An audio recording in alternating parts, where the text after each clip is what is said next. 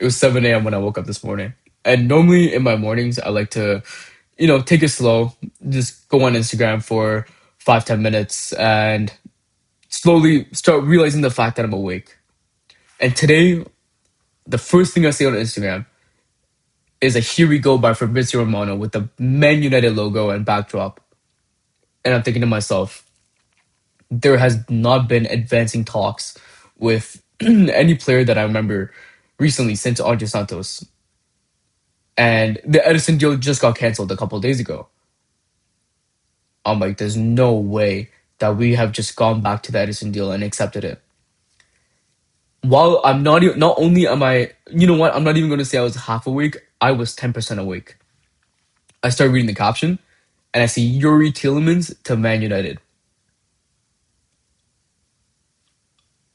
I couldn't believe what I was seeing.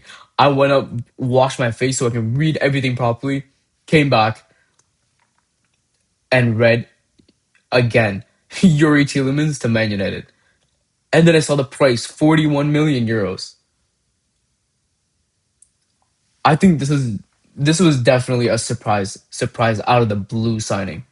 And this was a good signing as well. This is a really good signing. And I think if you consider the price tag that comes with the 41 million, yes, it is a release clause, so Aston Villa doesn't have much say in the price as long as they pay what the release clause is. It's up to the player. And if you think about any player from Aston Villa to Man United is a big step up, and I don't think most people are going to be willing to pass up that offer. So at that point, he's basically a Man United player, and I think from our side that was a really good bit of business, and it was really good awareness from us. So I think it's just a fact. It's just when you mix the news of Tielemans arriving and the Edison deal being cancelled, I think both news go together. They just complement each other well. And moving more into, I'm going to be switching back and forth between the Edison deal um, the and Tielemans. But if you're thinking about Tielemans as a fit in our midfield, I think he would be a good fit. I do. And I hear most people complaining about the fact that he's 29 and we still paid 40 million for someone that's 29. For one, I don't think that it's a bad. I still don't think it's a bad price tag considering that he's 29. And if you think about Tielemans as a player, he is very technical. Him on the ball, his line breaking passes, his ball control, and his ball progression, his in the air passes, he's very technical. He's very ball to feet player. So if you're gonna bring up age, normally when you're bringing up age, it means that you are now slower. Okay, you are maybe now less aware. You're more prone to making mistakes like that. But for a player like Tielemans, he's pretty much played the same up until this point. He is the same technical player. So most when you're looking at age, you're going to be thinking athleticism. I don't think Tielemans can be assigned. I don't think he can be assigned that adjective, athletic. He is pretty athletic. Don't get me wrong, but for when you're thinking about athleticism for a soccer player, for a footy player, he is not the most athletic. So once again, I don't think that's going to affect his game whatsoever. But I think this is the one time I'm going to be willing to look past the age and price factor difference. Or like, if you're this is the one time I'm going to look past the fact that we're going to factor age into price tag. So for me, that was cleared off the bat as soon as I know what kind of player Tielemans was, because I've been watching him a lot in the Premier League this past season, and he was really good. And what even makes him more surprising is the fact that you wouldn't even think that Tielemans is up for grab, because if you think about right now, who do they have in their squad in midfield? You're looking at Amadou Onana. He has just done his ACL, so he's not only going to be out for a period of time, but any player who's done their ACL or MCL has never returned to be the same player that they left when they got injured. So he still needs a buffer time as well. So you're thinking, okay, well, obviously he's kind of like cooked right now. And then you're looking at Kamara. He has been very in and out of the squad. So and due to injury. So even for him, it's very his availability is very limited at the time. Not very limited, but it is pretty skeptical. And even think about Morgan Rogers. He's probably leaving. There's still talks between him and Arsenal, so we don't even know what's going on in that department. So Morgan Rogers could definitely be leaving as well. That's a possibility. So you wouldn't even be thinking that Tielemans is up for grabs. And we've just come out of nowhere and just activated his release clause. So that is very, very good business from us. I'm very happy. And another good thing that we did was canceling the Ederson deal. Because like myself, like most Man United fans, we were very skeptical. And one theory that I do stand by at all times is when you're looking at players from other leagues that's not in the Premier League, you have to look at it with a grain of salt because the leagues are just not the same. And if you're looking, I mean, if you're thinking about Ederson that's from Atalanta in the Serie A, the leagues are just not comparable. You're not getting as much space in the Premier League as you do with the Serie A. You're not able to run as much. You're not able to get more. You're going to be playing more compact football in the Premier League because of the amount of low blocks that we face. So I just don't think that his skills are directly transferable. I don't think anyone's abilities that is outside the Prem can be directly transferred into the Prem. So that was one of the reasons why I was skeptical. But just because of, I saw a lot of highlights from him. I saw him defensively. I was pretty impressed.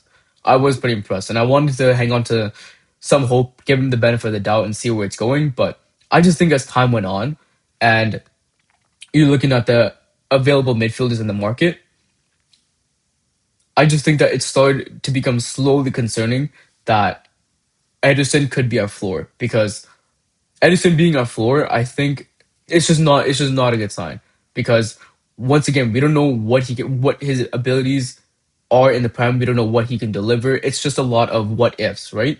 But after signing Andre Santos and still considering the fact that the Ederson deal was going on, it started looking even more spooky because we're not signing anyone with good experience. We're not signing anyone that's able to dictate the midfield, control it, right? I don't think Ederson's that type of midfielder either. He's not that profile. So it just looked like we started going after the wrong profiles. And, assuming the fact that what was said was true, the reason why his deal was canceled was because he didn't pass fitness testing. For one, if that is the truth, then I think no matter how beneficial that player could be, if availability is not there, I don't think it's worth signing that player. There's no point in bringing a player and spending millions. If we're saying like even 40 plus, 50 plus to bring a player in, and then they just don't end up being available at all. So to me, especially, stuff like that's happened in the past, right? A player that already pops up in your head, Mason Mount. So it's just going to be a big pain. There's no point. And I'm happy that if that is the case, if that is the truth, that he didn't pass the physical tests and he's not medically fit enough to match our availability that we're looking for, then canceling the deal was the correct move. But the possibility that they were holding onto this deal to see if the Tielemans deal would work out, I would say that was an even smarter move because if you're comparing Ederson and Tielemans has way more to offer than Ederson. So making that switch up is definitely the right thing to do because even in my previous video, based on the current status that we were working with Ederson, Manu, and Santos in midfield potentially, the thing that's lacking there is experience. We Casemiro, who's had his caliber of experience, is beyond exceptional. And when a player like that is leaving Man United, you want to try and replace him with someone who can match his experience. If not, at least get close to experience. And don't get me wrong, by no means am I saying that Tielemans carries the same experience as Casemiro, let alone even anything close to his experience. But he did just win a Europa League. He has European existence. He's been Premier League proven for a bit now. He is a very underrated midfielder. So even though the experience as a whole is not there, this is still better than a potential of Ederson, Andre Santos, and Kobe Manu. Andre Santos, Kobe Manu, and Tielemans sounds way better and way more put together. And they're and you can think of well more rounded versatility between the three players. And that's another thing I like about Tielemans. He is pretty versatile. He can play an eight, he can play a six if needed. I know he's not the best six. If needed, he could be a six. But I think definitely he suits the eight position a lot better. And I think there's one thing that I don't really agree with is that everyone's saying that Tielemans cannot be paired with Kobe Manu because Kobe Manu is not a runner. We need a runner beside Tielemans. I do agree that the pairing is not the best. I don't think that they can work together as well. But I think the reasoning is definitely different because if we're thinking about running, Kobe Manu has had games where he's come out as a player that has run the most, has covered the most distance. I think off the bat, I'm pretty sure his game against City, the derby, I'm pretty sure that his first start in the Premier League that season, I'm pretty sure he covered the most distance. I remember seeing an infographic and I'm pretty sure that he did run the most. So in terms of him running, I don't think that's true at all. I think he is a runner. I think he can keep running. And if we're also thinking about Casemiro last season, a reason why he was able to perform the way he did is because he was paired beside Kobe Menu. The reason why he wasn't able to perform well with someone like Ugarte, right, is because Ugarte he cannot run the same as Kobe Menu. Casemiro needs someone that can cover the more distance while he is able to position himself defensively in places where he doesn't have to move as much. Even though he does run a lot up front, his main thing is that he needs someone to recover back. Kobe Manu can recover back, even though he is not the fastest sprinter, you can say. And if you're thinking about anyone that has to recover back on defense, you want someone that's defensive minded and that has defensive awareness and good defensive attributes. Kobe Manu can make tackles, but his defensive awareness still needs some work, right? But nonetheless, it's a body back. So I think if we're gonna substitute Casemiro with Tielemans, I think the same logic can be applied. But the reason I think this double pivot would not be the best is because it is lacking defensive awareness. I think with Kobe Manu, he just needs someone that can always make the right tackle when needed. I think that's what Kobe Manu needs. And if we're thinking about that kind of attribute a player needs to have beside him, I don't think you can say Tielemans is that guy. Don't get me wrong, he's still good. He's average defensively.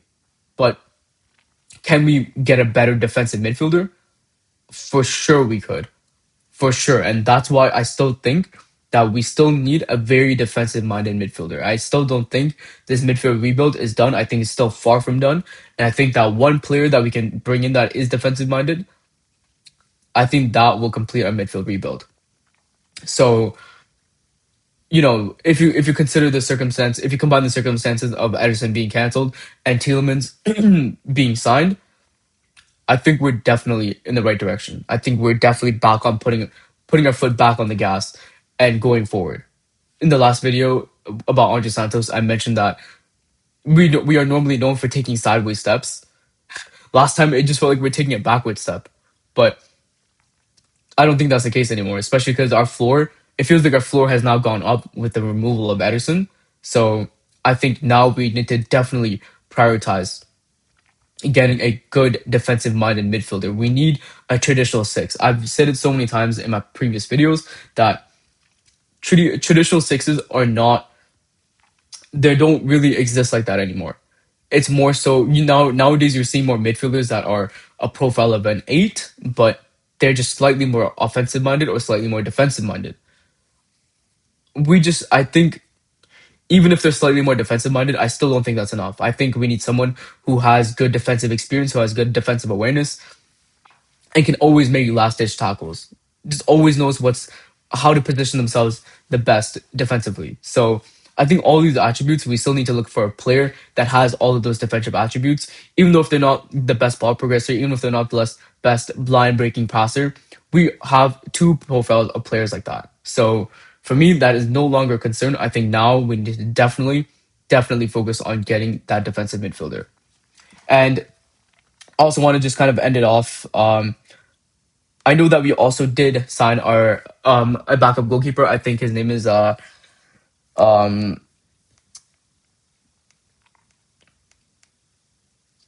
it's the goalkeeper from Leeds. I'm forgetting his name, but his name is Darl.